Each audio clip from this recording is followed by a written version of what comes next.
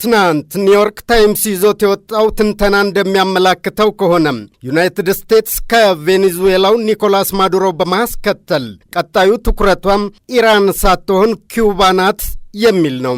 ዩናይትድ ስቴትስ በኩባ ያለውን ስርዓት ለመገልበጥ ከ6 አስርት ዓመታት በላይ ሞክራለች፣ አልተሳካላትም እንጂ።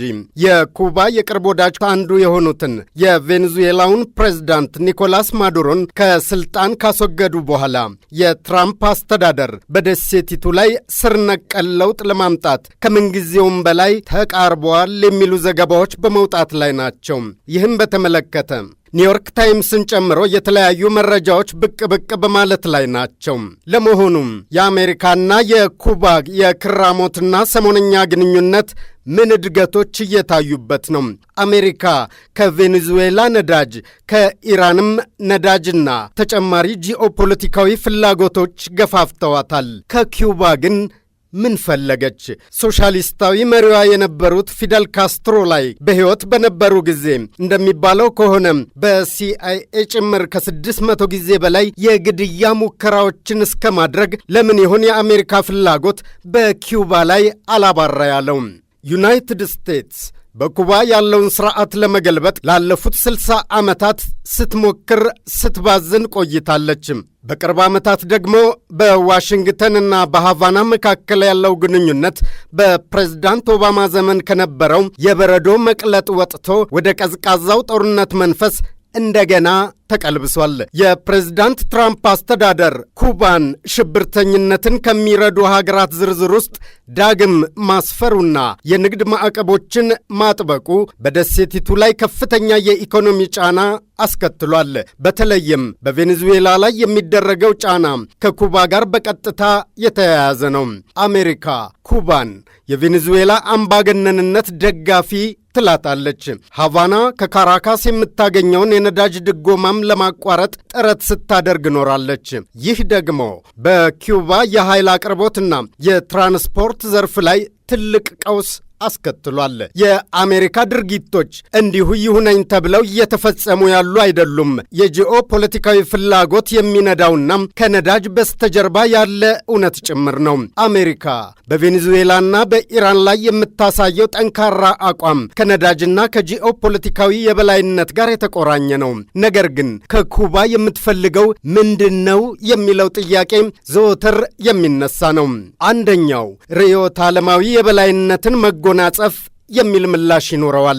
ኩባ በአሜሪካ የኋላ ደጅ ላይ የምትገኝ የሶሻሊስት ደሴት መሆኗም ለዋሽንግተን የሚዋጥ አይደለም። ሌላኛው ደግሞ ከዚያው ከአሜሪካ ወገን የሚወጡ ትንተናዎች እንደሚያመላክቱት ከሆነ ኩባ ለአሜሪካ የደህንነት ስጋት የጋረጠች ሀገር ናት።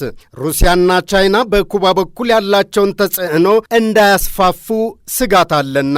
ሌላኛው ደግሞ ያልተለመደና እምብዛም የተሰማ አይደለም፣ የፍሎሪዳ ፖለቲካ ጭንቀት ይሉታል። የኩባ መንግስት ላይ እርምጃ እንዲወሰድ የሚፈልጉ ናቸው ተብለው የሚገመቱት በተለይ በአሜሪካ የፍሎሪዳ ግዛት በስፋት የሚገኙት ዳያስፖራ የኩባ ተወላጆች ናቸው ይባላል። በሃቫና መንግስት ላይ የአሜሪካ መንግስት ጠንካራ እርምጃ እንዲወስድ የሚፈልጉ ተቃዋሚ ፖለቲከኞችና ከጀርባቸው ያሉ በርካታ ደጋፊዎች አሉን የሚባለው የአሜሪካና የኩባን ለዓመታት የተበላሸ ግንኙነት ዳራ ስንመለከት የፊደል ካስትሮ ዘመን በተለይ ይጠቀሳል። መረጃዎች እንደሚያመላክቱት ከሆነ አሜሪካ በሲአይኤና በሌሎች አካላት ጭምር በሶሻሊስቱ መሪ ፊደል ካስትሮ ላይ ከ638 ጊዜ በላይ የግድያ ሙከራዎችን በተለያዩ መንገዶች ለመፈጸም ጥረት አድርገዋል። አልተሳካም እንጂ አሜሪካ የኩባን መንግስት የመገልበጥ ፍላጎቷም ዛሬ የተጀመረ አይደለም።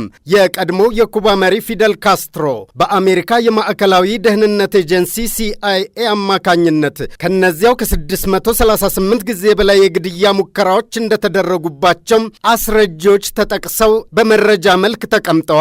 ከነዚህ ሙከራዎች መካከል በመርዝ የታሸ ሲጋራ፣ ፈንጂ የተቀበረበት የባህር ቀንድ አውጣ፣ በመርዝ የተበከለ የውሃ ውስጥ መጥለቂያ የመዋኛ ልብስ የመሳሰሉት ይገኙበታል። ፊደል ካስትሮ እንደውም በአንድ ወቅት ሲናገሩ ከእንዲህ ያለ ብዛት ያለው የግድያ ሙከራ መትረፍ የኦሎምፒክ ውድድር ቢሆን ኖሮ እኔ የወርቅ ሜዳሊያ አሸናፊ በሆንኩ ነበር ማለታቸው አይዘነጋም።